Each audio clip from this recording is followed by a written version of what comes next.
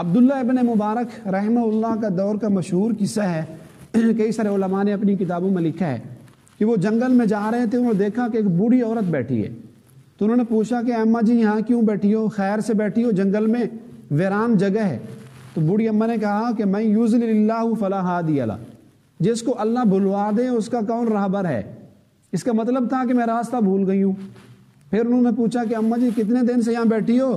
تو اماں نے فرمایا ثلاث لیال سویہ، کہ 3 راتیں مجھے یہاں گزر گئی۔ اب وہ اپنی زبان میں سوال کر رہے ہیں، لیکن بوڑھی اماں اس کا جواب قرآن کی آیت سے دے رہی ہے۔ پھر انہوں نے پوچھا کہ اماں آپ 3 دن سے یہاں بیٹھی ہو، کھا پی کیسے رہی ہو؟ تو اس کا جواب بھی انہوں نے قرآن سے دیا، کتب علیکم الصیام، اے ایمان والو آپ کے لیے روزے فرض کیے گئے ہیں، یعنی میں روزے کی حالت میں ہوں۔ پھر انہوں نے سوال کیا اماں جی یہ رمضان شریف کا مہینہ تو نہیں ہے، روزے تو فرض نہیں ہے؟ تو پھر انہوں نے آگے آیت پڑھی جس کا مطلب ہے کہ اگر تم نفلی روزے رکھ لو تو تمہارے لیے اس میں بھی خیر ہے، خیر لکم وان تصوموا خیر لکم، کہ اگر نفلی روزے رکھو یہ تمہارے لیے بہتر ہے، یعنی میں نفلی روزے کے ساتھ ہوں۔ تو بڑے حیران ہوئے اماں کی گفتگو سن کر، پوچھا اماں کہاں سے آئی ہو، کہاں جا رہی ہو تاکہ میں آپ کی کوئی مدد کر سکوں؟ اس کا جواب بھی اماں نے قرآن کی آیت سے دیا، فرمایا سبحان الذی اسری بعبدہ لیلا من المسجد الحرام الی المسجد الاقصی، کہ مسجد حرام سے آ رہی ہوں، مسجد اقصی کی طرف جا رہی ہوں، بیت المقدس کی طرف میرا سفر ہے۔ تو انہوں نے پوچھا اماں میں آپ کی کوئی مدد کر سکتا ہوں؟ آپ میرے اونٹ پر بیٹھے، میری سواری پر بیٹھے، میں آپ کو گھر تک چھوڑ کے آتا ہوں۔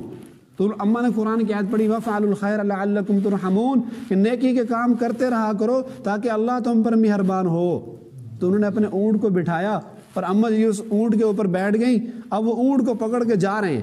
اب عربوں کی عادت تھی کہ وہ ہدی کرتے تھے، اونٹوں کو بھگانے کے لیے اشعار پڑھتے تھے تاکہ اونٹ خوب بھاگے۔ جب انہوں نے اشعار پڑھے تو اماں نے قرآن کی آیت پڑھی فَقْرَؤُوا مَا تَيَسَّرَ مِنَ الْقُرْآنِ، کہ ان اشعار سے بہتر ہے جتنا ہو سکے تم قرآن پڑھ لو۔ اس کے گھر میں اس کو لے گئے، ایک لمبا طویل واقعہ ہے، تقی عثمانی صاحب نے بھی حافظہ اللہ نے اپنی کتاب تراشے میں یہ واقعہ نقل کیا ہے، اور پیر ذوالفقار احمد نقشبندی دام برکاتہم سے میں نے یہ واقعہ خود سنا ہے، یعنی مسند واقعہ ہے۔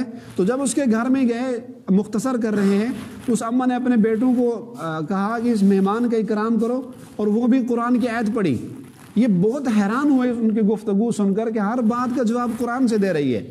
تو آخر میں انہوں نے اس اماں سے سوال کیا کہ اماں اس کی کیا وجہ ہے کہ ہر بات کا جواب قرآن سے دیتی ہو، اس کے علاوہ کوئی بات کرتی نہیں ہو؟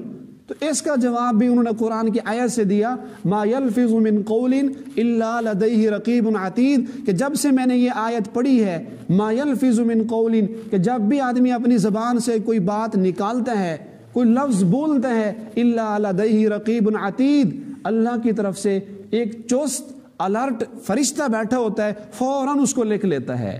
تو جب سے میں نے یہ آیت پڑھی ہے اس وقت کے بعد میں نے قرآن کے علاوہ کوئی لفظ نہیں بولا۔ تو انہوں نے اس اماں کے بیٹوں سے ملاقات کی اور پوچھا کہ آپ کی اماں کی کب سے یہ حالت ہے؟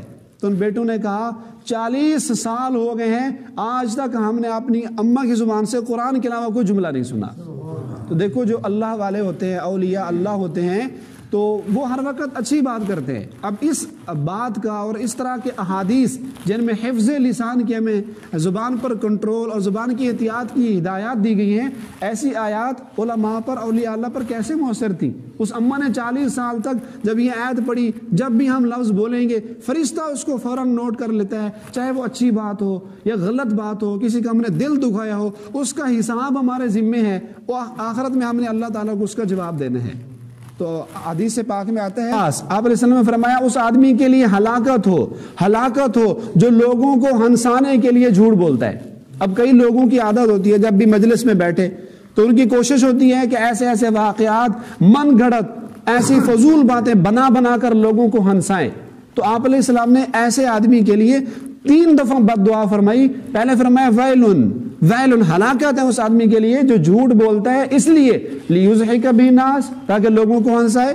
یہ بات کہہ کر پھر 2 دفعہ آپ نے فرمایا ویل، ہلاکت ہے ایسے آدمی کے لیے۔ تو کسی کو ہنسانے کے لیے جھوٹ موڑ کے قصے لطیفے، یا کسی چند لوگوں کو ہنسانے کے لیے کسی ایک کو تکلیف دینا، اس کی غیبت کرنا۔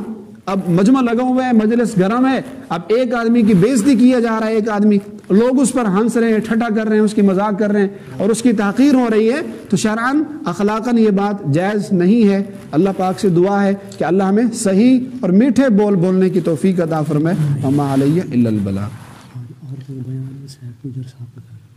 ہاں، آج مستورات کا بیان بھی ہے صاحب گجر صاحب کے گھر میں، تو خود بھی ظہر سے عصر کے درمیان خود بھی اس میں شرکت کریں، اپنے گھر والوں کو مستورات کو بھیجیں اور اس کے آگے آواز بھی لگائیں، لوگوں کو بتائیں بھی صحیح، تاکہ زیادہ سے زیادہ مجمع ہو اور ایک ہمارا پروگرام کامیاب ہو جائے، اور اس کے لیے دعا بھی کرنی ہے اور ساتھ اس کے لیے آواز بھی لگانی ہے۔